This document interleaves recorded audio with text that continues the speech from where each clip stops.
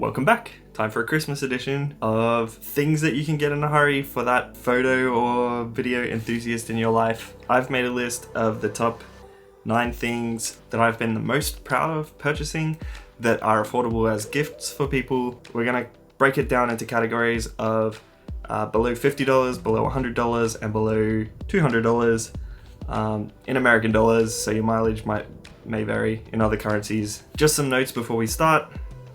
I am too small to be affiliated with anyone, so therefore all of these things were bought by me. There's no special sponsorships or anything, so that's good news for you if you don't trust sponsored things. I'll put links down below. If I update them to be affiliate links, I'll make sure to make a note of that. You'll notice that there's a few recurring brands. That's because they're my favorite brands and I think that they do really good stuff. But other than that, these are just things that I like that I think are really good purchases as gifts for anyone. And this is good for either gift giving or even just purchasing for yourself any time of year, so I hope you enjoy it. Item number 1 in the $50 price range is the Peak Design Slide Lite.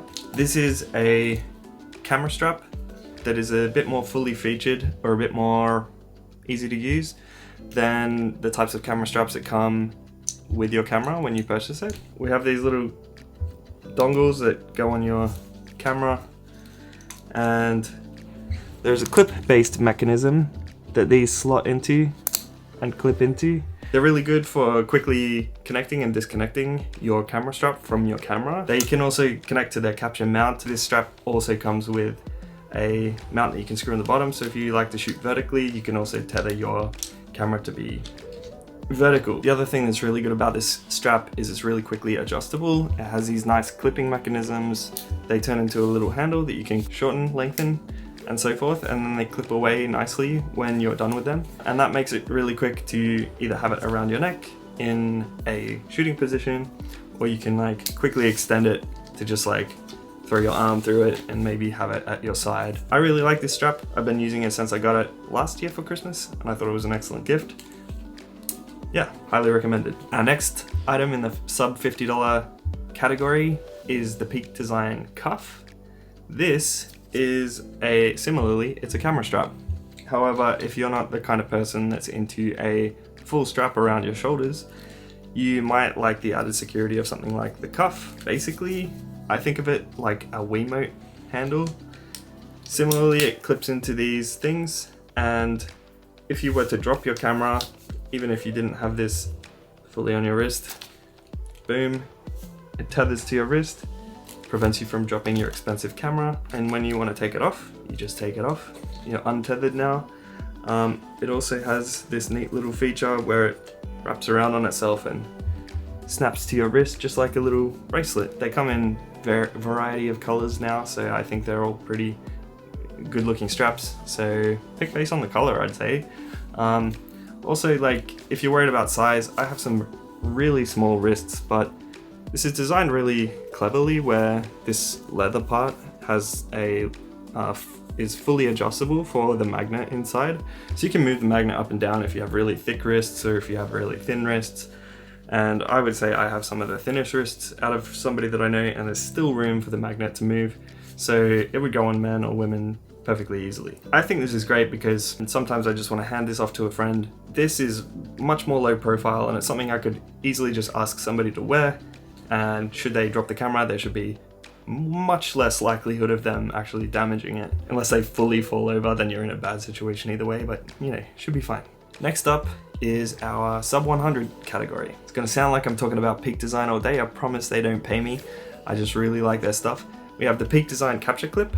Here it is. So what this is, it comes with the clip part, and it comes with this whole pad part is not included. It's just a very easy way to demonstrate this. We've got the clip and we've got the plate, and the plate goes on the bottom of your camera, connects to Peak Design's tripod if you already have that, but if not, that's all good. This clip system goes on any backpack strap, goes on certain Peak Design bags, goes on anything kind of narrow like a backpack strap, and what it does is it gives you a handy place for clipping your camera onto whatever.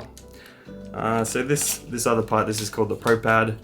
That's the fabric part. It clips around or goes around your belt, and the clip goes onto it. So if you think who you're buying for is like a belt mounted type person, then maybe they would also like the Pro Pad. But if not, the capture clip is really good on its own. Goes on any backpack that you have that has normal width straps. So yeah, next in the sub 100 category, Moment Cinebloom filters. I purchased these this year and I found them really fun. What these are is diffusion filters. That probably doesn't mean a lot to you, but I'll put a bit of video here to show you the effect of these. Yeah, so people like these filters because they take away the digital sharpness. They add this sort of vintage vibe to your video work or photo work for that matter, and they make highlights bloom. So whether that be bright reflections off surfaces or at nighttime, especially any lights, the effect is pretty noticeable. So a thing that you'll need to know in order to make this purchase is what is the lens size or the filter thread size on your lenses. You're looking for the filter thread size on the front. It'll be like a little stroke through an O followed by the number. I really like the Moment filters. It's probably one of the harder things to buy because you need to know something about their lenses, but if you can sneaky find out, that's a good thing. Next in the sub 100 category is the Aputure MC. What this is a little video light. It's in police mode right now, but I promise you it doesn't always do that. So there's a variety of image effects, things like TV, lightning, party, pulsing, cop car. Those are pretty fun. Here now we have like just standard daylight balanced light. It should kind of match this light next to me right now, but you can obviously see that it's RGB, so you can change the color anytime you want. You can change the intensity. It's wireless, it has Bluetooth functionality. You can configure it all from an app on your phone. It comes with a little nice carry bag with a carabiner on it. Nice for just putting on your belt and carrying around with you. It's also magnetic on the back, so you can put it on anything metal and hold it there and use it to light your photos or videos. I think these are amazing. It's called the Aputure MC or Aputure AL-MC in some cases. Really versatile. Yeah, highly recommend it. So the next one's going to be all B-roll because I'm using them right now, but the Aputure B7C video light. They can go into a lamp like I've got behind me and be actively powered. They're passively cooled, so they don't make any sound, which is really good. They are RGB, just like the Aputure MC. I think obviously they're a bit more useful than the Aputure MC for lighting a scene like this. You could easily put it in an overhead and get some really accurate daylight colored light, or you could throw it into a lamp, get some RGB colored light. I think they're great. If you know a YouTuber or you know somebody that does video, that's probably the most common practical use for these things. Yeah, they're completely silent. They don't add any background noise to the scene. And also they go into the app with the AL-MC lights, and you can put them in groups and configure them all together at the same time. So there's a lot of benefits. I think they are really excellent, and I think that they really leveled up the look of my videos here on YouTube. So I really think they're awesome. They're not too expensive either. They're expensive for light bulbs, obviously, but overall, for what they do and what they add, I think they're actually a really good value. Now we're in our top tier category, the ones that you get for the closest of friends. And all of these are sub 200 ideas as well.